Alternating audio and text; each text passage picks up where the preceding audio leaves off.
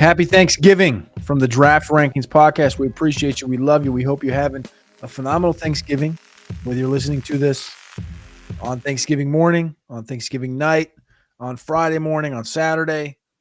It's here for you on Thursday morning.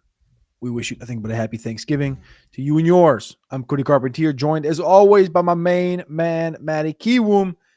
Today's a special edition, Maddie. We talked about this. We've talked about it quite a bit, about the idea of a show like this. But this is going to be, a second full-length show each week that we're going to talk about team building, general managers, drafting, trades, free agency, things of this nature. But generally, it's going to be team building and what these GMs are doing, who's having success, who's struggling, who's next out the door, who's next in the door, things of this nature. So team building 101 to some sorts. No official title for the show. If you got a good idea, drop a comment below. Matty Kiwoom. Sir. Do you want to start with a GM? Do you have something that's deep in your soul that is itching to get out like I have? I have a take, but it's about a team that I, grew up watching. And so it's got a little more juice to it. We'll get to it when we get to it. But do you have anything digging deep at you that's trying to get out right now? Why don't we do it this way? So why don't we start with, let's get into your take. Let me just say a little intro, a little meta. Let me get a little big world picture here. When we're talking team, but what does that mean? I mean, the reason why we love the NFL draft, the reason why we love fantasy football, the reason why we've talked football, all the time, off camera, on camera, is because truthfully, we love the art of team building. And we talk about these GMs like they're fantasy players. You and I have conversations about, we know who Les Snead is. We talk about who Andrew Barry is, and we're familiar with the Monty Ossenforts of the world. And we talk about them like they're players. We evaluate them, in private and just in our conversations. And it's a good time in the process. It's early, not really in the off season, for us to get a little into the weeds about these guys, hold these guys accountable. We'll talk more about the jobs that they're doing, because I think a lot of the football fans, when you hear these guys' names, it's just your fan base. And I'm not going to put it on an individual fan, but when you hear the masses, of fan base, it's just them complaining about the job he's doing. They're never really truly praising, unless you get to the Howie Roseman levels, and he's become a national name, winning Super Bowls and developing and really kind of doing it in the most modern way possible, which is great to see. Mm-hmm. But I think now's a good time to talk about these guys and get people familiar with these names and hear about these team builders in a sense where we're not just complaining about them. We're evaluating. We're talking about their history. We're talking about their tendencies. And maybe the people who love football as much as we do, that maybe don't think about the team building side of things, can dig into this and kind of learn a thing or two, or not learn a thing or two, because we're not experts, but kind of hear it from a different perspective, get the sense of who these guys are that are putting these teams together, and not just looking about, the X's and O's, the wins and losses, talking about the nuances behind the scenes. I think that's the biggest part, is just that it's like, a lot of people may see it like the Giants move that was made a couple of weeks ago with Brian Daboll and Joe Shane. And, if you're not in the Giants ecosystem, or if you're not looking at this stuff this way, you might look at it and just go, yeah, that makes sense. Brian Daboll's an idiot. The team didn't win. It's his fault. And I think that was a bad play. I think that was a mistake. I think that was a mismanagement of the situation. Again, we're not on the inside of the building. Yep. We have sources that we've talked to that are inside and around. And Shane should have been the guy. Like, he should have been the one that was on the outs, not Daboll. Daboll's going to land on his feet. He might end up at like Penn State head coach. He might end up as the offensive coordinator, for who knows, Texas or something. He might end up somewhere like that. Remember, he was at Alabama. Mm-hmm. So I think Daboll's going to end up on his feet. And when you listen to things that were said or hear who some people liked, I think the number one thing I can think about in this is how much we knew Daboll loved Dart. Mm-hmm. There was video footage of it from the draft room, and Shane was like, you sure this is the guy you want? you're sure you want this guy. Like, you're going to be Mhm. attached to yes, obviously, like Dayball was in on it, right? Todd McShay was pretty clear that Dayball is his buddy, Joe Douglas has been his buddy, things of this nature. We kind of got the gist that Dart was his guy. Dart's it. Dart has it. He's hurt right now, and that team's got a lot of ways to go as far as getting to a point where they're competing. I don't think it's because of Dayball that they're not. Cam Scatterbo, another one. I don't think that Cam Scatterbo was a Shane guy. When Mhm. I Scatterbo, I literally see Brian Dayball Right. and his, work ethic and style and energy is Scatterbo. And so those are the two biggest hits from this last draft cycle for the Giants. But Dayball loses his job and not Joe Shane. I think that is a classic example of kind of what we kind of want to do here in explaining how these different places work. How involved is the owner? Do you even know who the owner of the Buffalo Bills is? I don't. I mean, I'm looking at a list right now. It tells me who the owners are. It's Terry and Kim Pagula. But you don't know that name because that's how not involved in everyday shit that they are. The Mora family in New York involved in everything, right? Amy Adams Strunk from Tennessee, right? Mhm. Fired GM coach. And where are we back onto now? There's just They coach. just fired another coach. Yep. So we're on the 5th year of this cycle happening, but you know her name because she's at the forefront of it. Mhm. David Tepper in Carolina, the forefront. Got to have your name in it. And what are what's the difference here? The Titans and Panthers have stunk the last decade. The Bills, when you get Brandon Beane in there, a guy that has continually had success in the draft, and obviously it helps when you land a quarterback like Josh Allen. You see projection there, but it's what you see where I'm getting here. It's The connection certainly matters, and the more you hear an owner's name, probably the worse off the situation is for the football more club. times than not. More times than not, because and it's just a clash. And what happens, and reading between the tea leaves, dating all the way back to we've seen a lot when it comes to the Giants front office on Mm-hmm. Hard Knocks. I mean, they've been in the forefront, good, bad, the ugly. Jackson Dart was certainly Dayball's guy, but what we kind of can gather through the big picture, looking through the years, Dayball was just looking for a guy who wasn't Daniel Jones. All over the Drake Mays, wanted to trade up for Jaden Daniels. You saw it was his clips with the quarterbacks on Hard Knocks, that was circulated everywhere. Not Shane's. It was doing the whole play thing, and Dayball wanted his quarterback, got his quarterback. But what sucks about this, and it's the human aspect of things, at some point it does become a game of job preservation as opposed to team building. Clearly, Joe Shane was better at saving his job than Brian Daboll. He's not better. He's not the right choice. He's not going to turn things around. That's a fractured relationship. It's going to be on its way out. And I agree. If I had to pick one or the other, I think Dayball was the stay, the comfortability with the quarterback, the preference of some of the players like a Scatabo that worked. Now, again, we're not in the locker room. We don't see the day-to-day, but the reports coming from there that Dayball was still liked. He never lost the locker room. Yep. What he lost was the ear of ownership. What he lost was the game of job preservation. So Joe Shane sticks around, and now he has the impossible task of marrying a coach and quarterback that the quarterback, the coach didn't take the quarterback. For every Ben Johnson, Caleb Williams, a relationship that seems to work, you get the Mike McDaniels Tuas.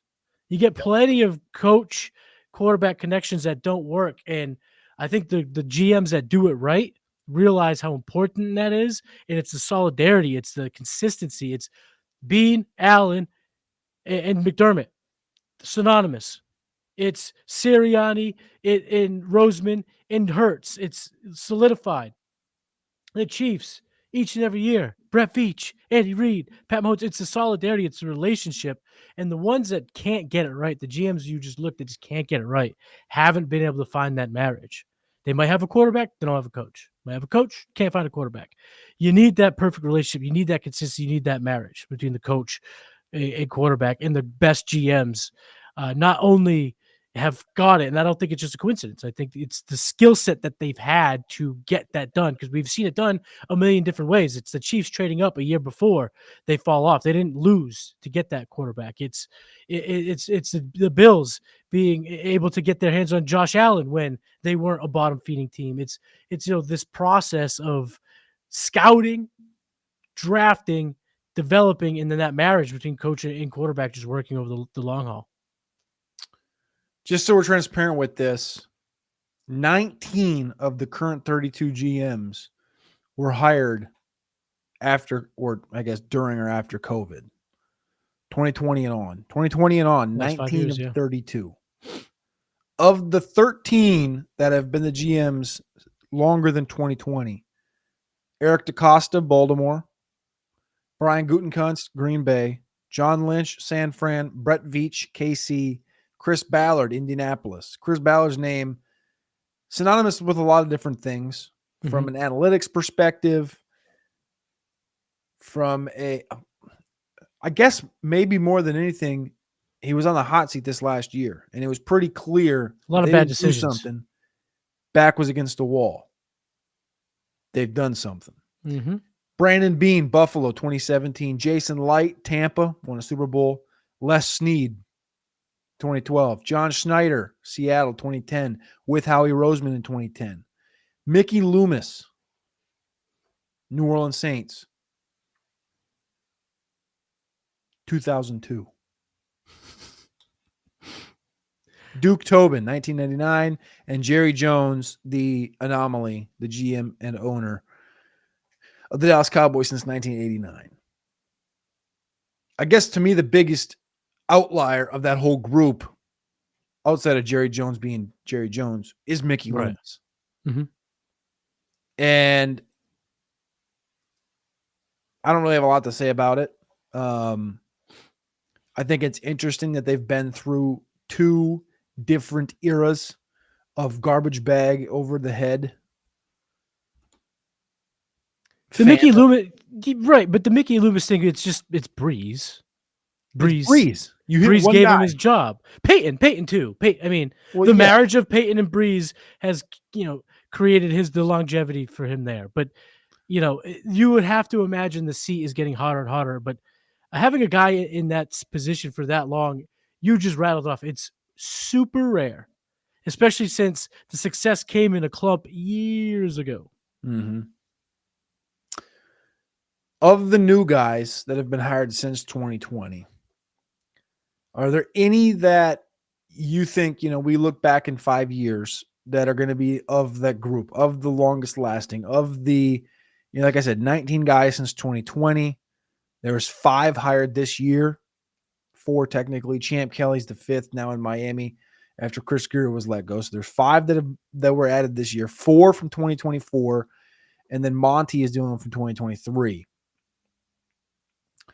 Is there anybody from this group or since 2020 that you would add into, say, I think in 5 years they're going to be looked at in the DeCosta, the Gutekunst, the Ballard, the Light, the Bean conversation? Not to lump them all together because I think DeCosta's at a different level, blah, blah, blah. We could talk about rankings some other day, but to lump them into that group. I want to talk about a division. Let me talk about division. And I'm going to take kind of an easy way out because I want to talk about multiple guys. I want to talk about the NFC North. Okay. Because what Brad Holmes has done since 2021, parlayed with a potential Super Bowl victory in the next 2 years, will keep him around for a very long time. I like that. I just think what he's done so far is going to do that. That's in Detroit. The success they've already had should, give him kind of that Mickey Loomis thing. Facts. Well, Super Bowl just makes it 20 years instead of 10.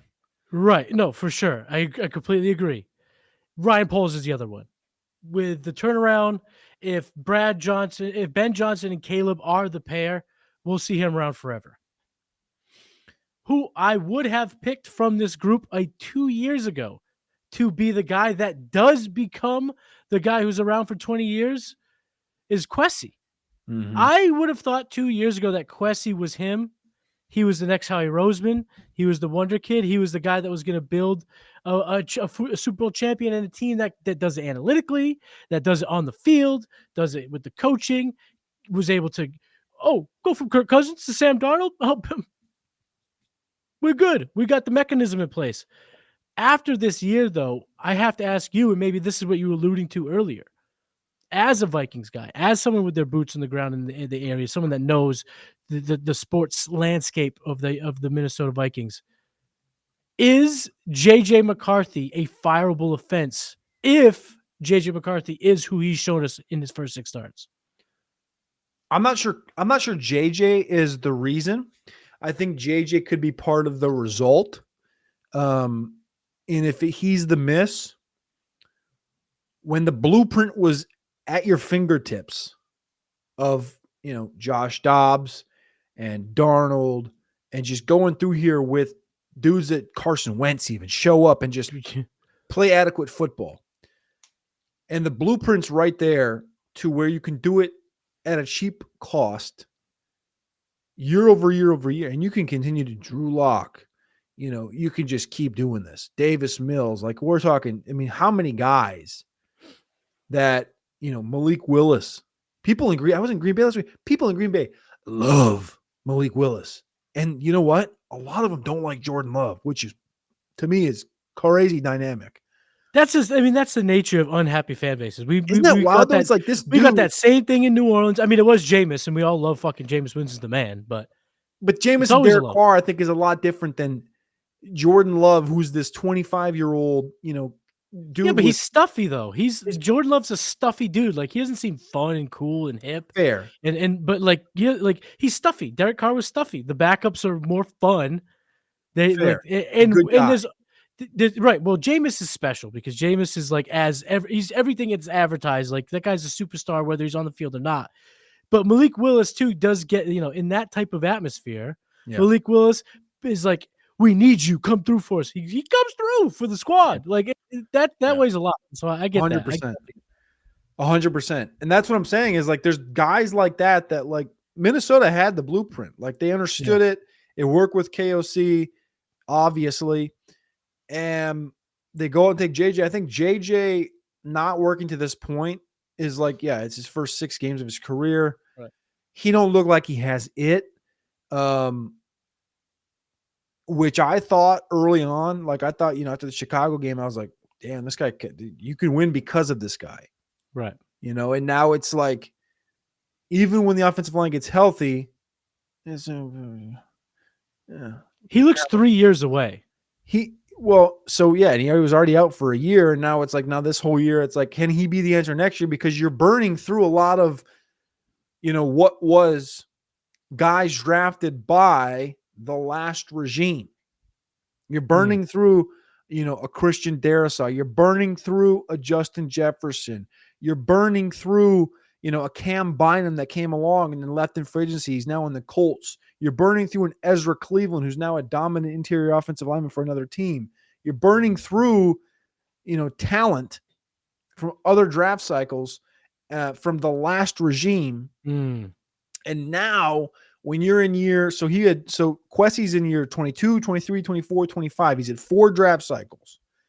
As you know, kind of like in college, when you have a recruiting cycle, you take over and it's like, all right, well, this is my first recruiting cycle and my second, and my third. And by the time you get to that 4th year, everyone in the building is yours. Right. And they're at that point in Minnesota right now.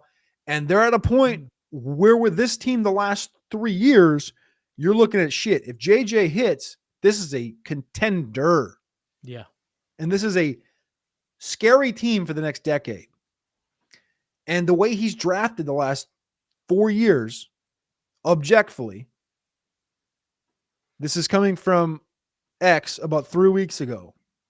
Power Trip Bets, which is the local radio station. They have like a Friday game show. I don't know why they tweeted it out, but Kwesi Adofo-Mensah has drafted 29 players as the general manager of the Vikings since 2022.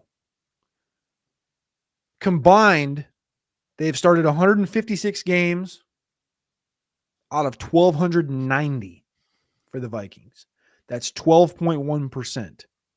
Again, since 2022 when Kwesi took over, Poles was in 2022, Brad Holmes was in 2021, and Gutekunst has been there since 2018. So the three of those guys are pretty much lumped in the same kind of grouping as far as like since 2022. That's about, Yep. their window, right? So the rest of the NFC North in that time, the Lions, of the players they drafted, 34% of the games.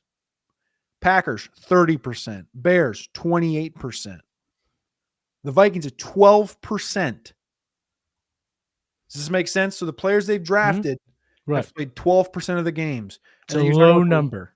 the Lions, 34%, right? Packers, 30%, Bears, 28%. And right now, when you look at the standings and you look at the results on the field, the Lions are clearly a different level. The Bears have taken a monumental step forward the last 2 years. Yeah. And the Packers are the Packers. Yeah. Like, that's what you want to be. You Yeah. want to be the Yeah. Packers. You want to be the team that you're like, now the bad year we had was 9-8, and and every other year is good.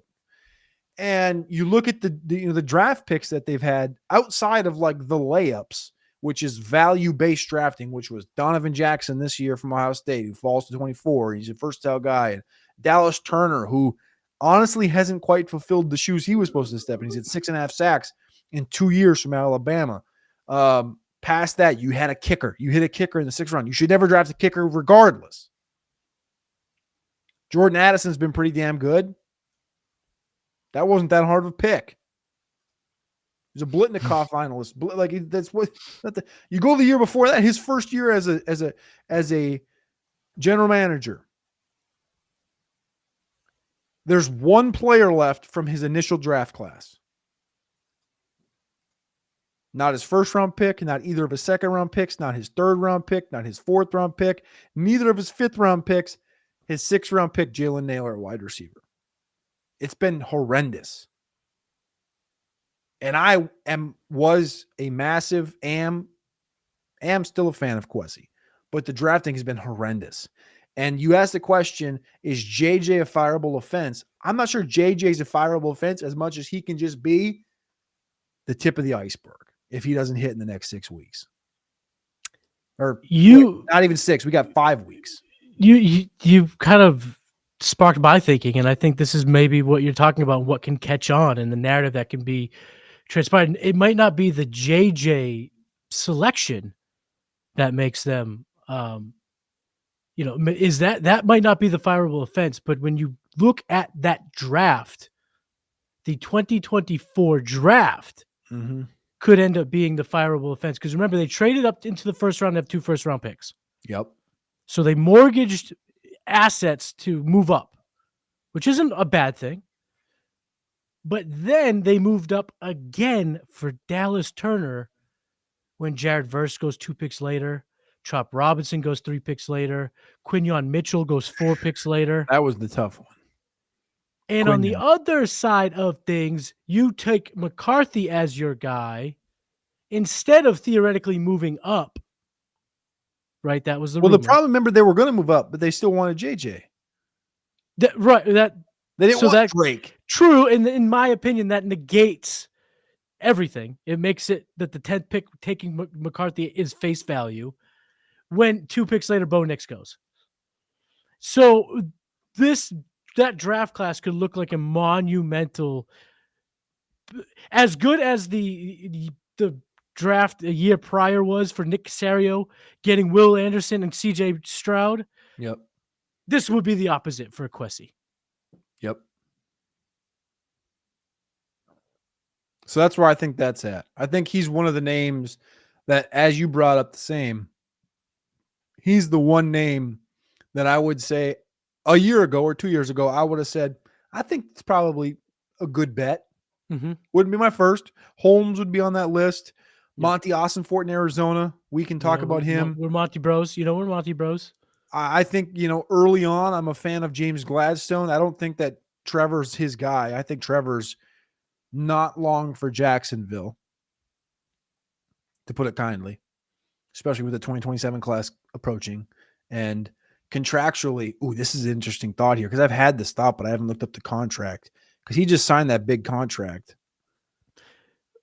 5-year, $275 million deals, right? So he's got a potential out in 29. So that's 25 this year, 26 is next year, and that draft is 27. If you cut him summer of 27, at that point, or trade him, you'd have to do a post June 1 trade. You would save 20 million and incur 20 million in debt. But at that point, if you're 27 and you're looking in the eyes of Arch and Sayin and you could pull the Russell Wilson trigger. Like we've seen it be successful. That's literally what Denver Broncos did so with Russell.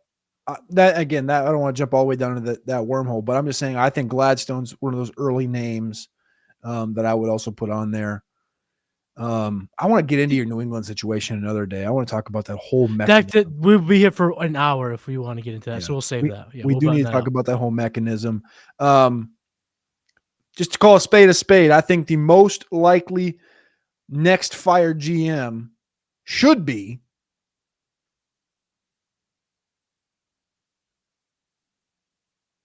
Terry Fontenot. Oh, dude, yeah. I mean, if you were gonna have me answer that question, I don't know if you were drawing out for effect or. I was wondering if you were Super Bowl winning Terry Fontenot, and it's not that he's a bad GM. I think what he did in this year's draft was irresponsible. Yeah, but it clearly was the process makes sense. That the two pass rushers have changed their defense. I like that approach. But that might save him, to be honest with you. The fact that defense is coming around, it's not gonna save him because and the ACL with Penix. It's not going to save them because when the Rams take David Bailey with their pick, they're going to have as good of a pass rusher, and they're going to be way ahead in their timeline. Like, you can take swings as a team builder, but if you swing and miss, you are going to fall hard. You will not be long for this job if you cannot convert on your shots from the logo. And Terry Fontenot is throwing up brick after brick after brick because, again, let's keep it a buck. The whole quarterback situation sucked. It was dumb. It was irresponsible. It was bad team building. But even if you sparse it out and give him the benefit of the doubt, we can say with confidence Kirk Cousins would not have worked out. Bad decision. And so far, we could say Michael Pittman ain't him. Maybe he could. I mean, Penix. Michael Penix ain't him. Maybe he proves us wrong. But as of right now, do you see them being NFC South champions with Penix as their guy? I don't. I think Carolina's already stepped forward past him. Canales has proven to be a dude. Mm-hmm. And this is where we as TDR, Team Builder Today, hosts, whatever we call the show, we're not going to be stuck in our takes because I want to take this second here when we're talking about how things can develop, how the opportunities can change, how David Tepper can get better at being an owner because he started rocky, but the hire of Dan Morgan, who then brought in Dave Canales, that marriage has worked. So whether, Bryce Young's the quarterback or not, he's got two pieces in. So I just want to make sure we give credit to when these things happen. We changed. We talked about how Tepper was kind of tough at first.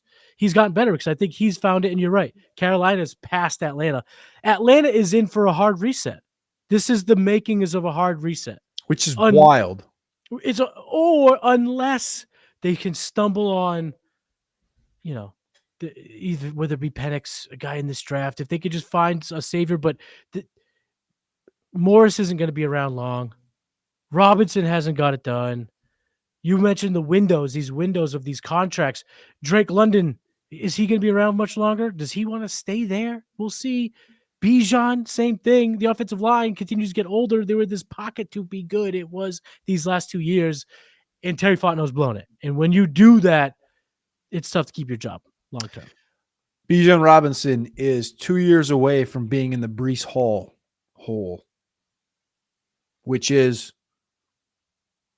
good roster, incompetency surrounded, causing everybody else to get offloaded when the reset does occur. And Darren Muguay shows up and Aaron Glenn shows up and they start trading away AJ Terrell and Drake London. Yeah. And Kyle Pitts. No, Terry Fontenot will make the mistake and pay Kyle Pitts. Probably. And and the trade Penix is everybody. gone. And by the time that they get this thing circled back around, Bijan's 28 or Bijan's on a different roster. Mhm. But I think the biggest thing you said right there and the genesis of why you never trade up for or trade into the first round or trade a future pick to get in for anything other than a quarterback Mhm. is the fact that the Atlanta Falcons thought that they were an edge rusher away, and they traded into the 2025 draft to get James Pierce to add to Jalen Walker. And as good as James Pierce is, Mhm. you can't do it because you fast forward 3 months and look where the roster's at. And even if you were that close, 1 year later, arguably a better pass rusher and David Bailey is going to be available, just like you said. I think that was the Mhm. biggest point you just made.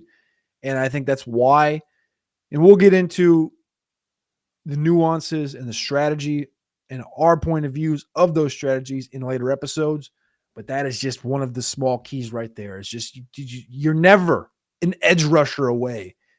You're just not. And And if and these GMs have talked about, I'd love to have 2, I'd love to have 3, Bosa's or whatever, Mhm. right? You have to be able to take that step back and not lie to yourself and have an actual view of your roster, top to bottom, side to side. Are we a Super Bowl contending team? Or are we a facade? Are we fake? Are we Mhm. bullshit? Are we fugazi? And the Atlanta Falcons are the definition of fugazi, Matty Kiwoom. There it is. The first edition of the nameless team team building, building general show. manager centric show. We appreciate you. We love you. Click that like button, click subscribe, stuff your turkeys, and then throw them out the window. Go make some prime rib. Have yourself a good night. Make some mashed potatoes, some cornbread. Maddie, what are you eating? Green bean casserole with some Yep, crunchies on top. big green bean casserole guy, big cranberry sauce guy. Love me some cranberry sauce. Pumpkin pie. I'm not a huge dessert guy, but this year Apple I think pie. apple pie's a apple crisp, apple pie. Cornbread. I like cornbread, but I try to stay away from them. I've been trying to be good. I've been trying to stay away from that stuff. So this year it's gonna be a lot of meat, a lot of turkey, a lot of red meat. Whatever I can get my hands on meat wise, I'm gonna overeat meat. So I stay away from the carbs. That's my plan. Bonus minute of the show. What are your 3 must-haves on your plate on Thanksgiving? On my plate Oh, or on the table? on your plate. So I can't say beer. No, on your plate. Okay. A form of stuffing. I prefer. You want me to get specific or broad? Specific. Specific. Okay, so I'm going with this Portuguese stuffing that my wife makes. I'm going with uh, your straight up turkey. I need a piece of turkey. I like turkey. Sue me. I like turkey. And my mom always has good turkey. My mother-in-law has good turkeys. I have good turkey, good bird on Thursday, so I will have some of that. And cranberry sauce. All over Your the top. your disgusting from a can type Oh, cranberry sauce.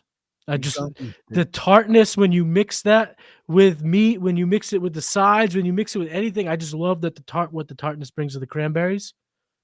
So I'm gonna go with that. It's just a flavor that I just when I think Thanksgiving, I think of the cranberry sauce flavor. That's what I think of.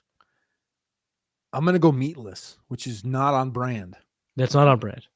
Because if you know me, if you hear me talk, I will refuse any theory or idea that, oh, what should we have? We're not having turkey or ham. Goodbye. Like if I'm in charge, we're getting prime rib or we're getting, we're having big ribeyes or having pork or something, red Yep. meat, right? But that's not the must have on the plate. The 3 things that I must have on my plate: corn bake, green bean casserole, and mashed potatoes and gravy. Just the classics. Those are my classics right there. Like that's got to be, and that we're talking, and then the meat goes on top, and then you put some horsey sauce on there. and Ooh. it just mix it all up. I mean, we're talking 2 pounds of green bean casserole, mashed potatoes, and corned beef. We've talked about corned beef in the past. It's something that we don't have here in the Northeast, but I definitely want to try some. Well, you're in for a Midwest Thanksgiving at some point. So Yes, sir. there it is. Hope y'all have a good night. Enjoy some football. Enjoy Black Friday football. Enjoy the weekend.